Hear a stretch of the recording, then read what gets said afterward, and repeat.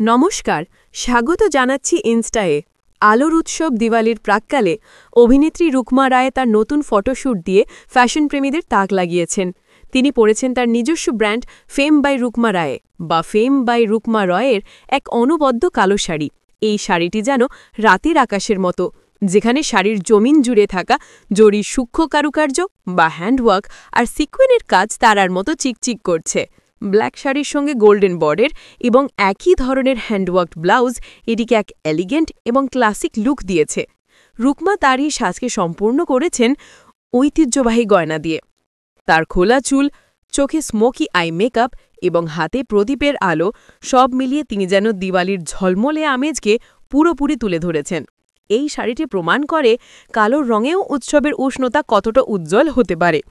যদি আমাদের এই বিশ্লেষণ আপনার ভালো লেগে থাকে, তাহলে অবশ্যই আমাদের ইনস্টা চ্যানেলটি সাবস্ক্রাইব করুন আর পাশে থাকা বেল আইকনটি প্রেস করে আমাদের সঙ্গে থাকুন।